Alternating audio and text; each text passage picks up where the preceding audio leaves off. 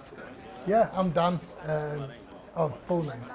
Dan, whatever, yeah. Start again. Right, that's the fumble out of the way. Yeah, I'm Dan Berger, and welcome to the Morris. I've always wanted to do a pub. I just think there's something magical about pubs. People just come in. There's no 5-star service to it. You know, you come in, you get good beer, you get good chat over the bar. And then when I saw the space up here, I was just kind of like, it just sort of lent itself to a cocktail bar. I didn't think it would work as an overflow for the pub. How did you get into the industry? Absolutely by accident, to be honest. I went on a working holiday to Australia when I was early 20s. I went over there as a personal trainer. Couldn't get a job as a personal trainer because it was all on a self-employed basis. And then I accidentally got a job in a restaurant. Really enjoyed it. Loved the interactive nature of it, getting to chat to different people from different walks of life. What's your process for creating a menu? I like to have fun in it, to be honest. Like, the way that I approach drinks in general is flavour first. If you've got an ingredient in the drink, or the drink is about a certain flavour or ingredient, then I think you really need to taste that. That's got to be the hero of the serve.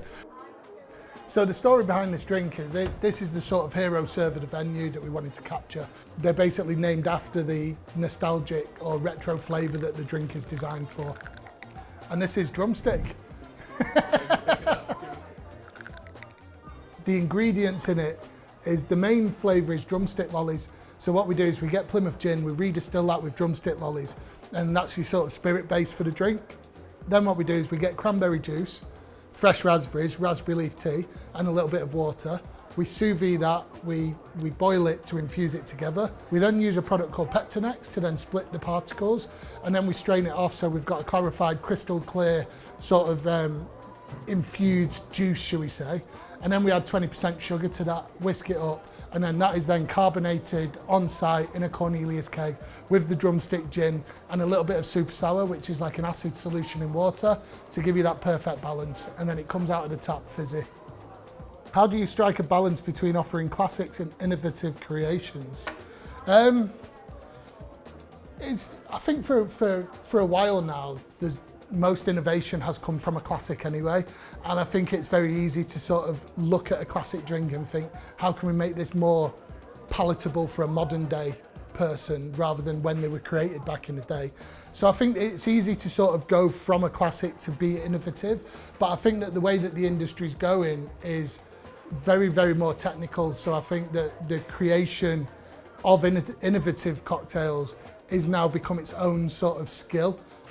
Because like obviously with this fizzy drink here, it's like you've got no drink to base that off, so you've got to go to the drawing board and you've got to try multiple recipes, different percentages of sugar, different percentages of acid to sort of get it right. So I think as long as you nail the classics, then the rest of the innovation will lead from there once you know how to create drinks in a precise manner.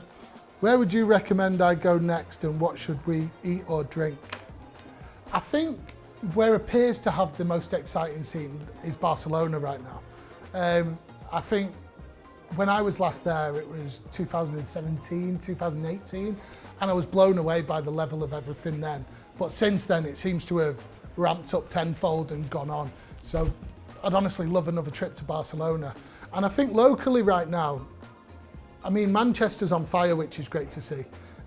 Speaking Code are doing some very great stuff with their new menu. Schofield's is the staple if you want classic cocktails. But then I'm going through a bit of a beer phase personally.